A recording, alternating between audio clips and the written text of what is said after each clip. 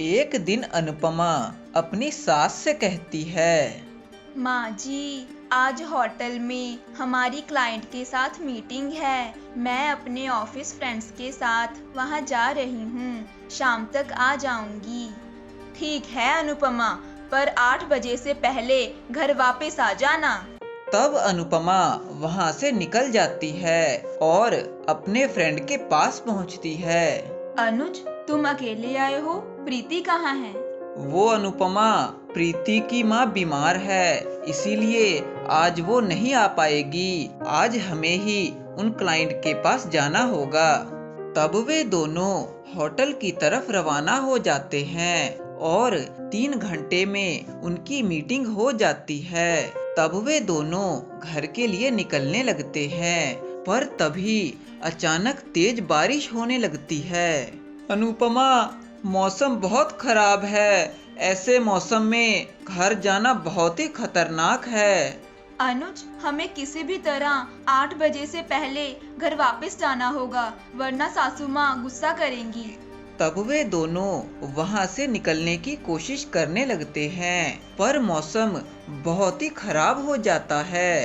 तब वे दोनों बारिश से बचने के लिए किसी के घर में आसरा लेते हैं। मैं तो आपको जानता हूँ, आप लोग यहाँ रह सकते हैं। तब अनुपमा और अनुज उनके घर पर रुक जाते हैं और उधर अनुपमा के घर में हड़कंप मचा हुआ था। वनराज, अनुपमा को फोन लगाओ, वो अभी तक आई नहीं। माँ, मैं 2 बार ट्राई कर चुका हूँ, पर किसी का फोन ही नहीं लग रहा। अनुपमा की फ्रेंड प्रीति को कॉल करके देखो, वो भी उसके साथ गई है। तब वनराज प्रीति को फोन लगाता है। प्रीति, मैं अनुपमा का पति बोल रहा हूँ, उसे फोन देना। भाई साहब, मैं अनुपमा के साथ नहीं गई, वो अनुज के साथ गई है। क्या वो तुम्हारे साथ नहीं गई? और ये अनुज कौन है? अनुज हमारा कोवर्कर है। मेरी माँ अचानक बीमार हो गई, इसीलिए वो दोनों ही मीटिंग पर गए हैं। यह सुनकर वनराज गुस्से से लाल हो जाता है और यह बात वह सभी को बताता है। तब अगले दिन अनुपमा घर पहुंचती है। माँ, आप ठीक तो हैं? आपको कुछ हुआ तो नहीं? क्या होगा तेरी माँ को, जब इसका दोस्त इसके साथ था। वो बेटी, मैं बारिश में फंस गई तो बारिश से बचने के लिए एक घर में रुक गई, पर बारिश रुकी नहीं, इसलिए हमें उनके घर में ही रुकना पड़ा। अकेली सोई थी या उस कमीने अनुज के साथ? ये आप क्या कह रहे हैं? वनराज बिल्कुल सही कह रहा है। प्रीति ने हमें सब कुछ बता दिया कि तुम अकेले उस लफंगे अनुज के साथ गई थी। अनुपमा, तुमने हमारी इज्जत मिट्टी में मिला दी। ये जो तुम अपना मुंह काला करके आई हो। बस बिना कुछ जाने, बिना कुछ देखे आपने मेरे चरित्र पर आरोप लगा दिया, वो भी मेरे बच्चों के सामने। आप लोग कितनी छोटी सोच के हैं। अनुपमा, एक तो गलती करती हो और ऊपर से हमें ही छोटी सोच की बोलती हो। अब तुम इस घर में नहीं रह सकती, निकल जाओ यहाँ से और दोबारा अपना गंदा चेहरा कभी मत दिखाना।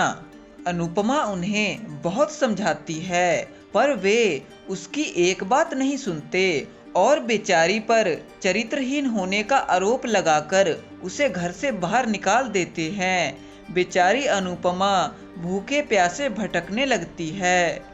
मेरे बच्चे अब मेरे बारे में क्या सोचेंगे? मिस्टर शाह और माँ जी ने मेरे साथ अच्छा नहीं किया। तब अनुपमा अनुज के पास जाती है और उसे सारी बात बता देती है। मुझे माफ कर दो अनुपमा, मेरी वजह से तुम्हें कितना कुछ सहना पड़ा, पर तुम चिंता मत करो, मैं तुम्हें सही साबित करके रहूंगा। तब अनुज एक बच्चे को लेकर आता है और अनुपमा के साथ उसके घर जाता है। अनुपमा, मैंने कहा था ना कि अपना चेहरा मुझे कभी मत दिखाना। और ये दोनों कौन हैं? अंकल जी, उस दिन अंकल आंटी हमारे घर पर ही रुके थे और मुझे उस दिन कड़कती बिजली से बहुत डर लग रहा था, तो मैं अपनी मम्मी और अनुपमा आंटी के बीच में सोया था और अनुज अंकल मेरे पापा के साथ सोए थे। अब आपको अनुपमा पर यकीन हुआ। अनुपमा जैसी पत्नी किस्मत वालों को ही मिलती है और आप उसी पर शक करते हैं।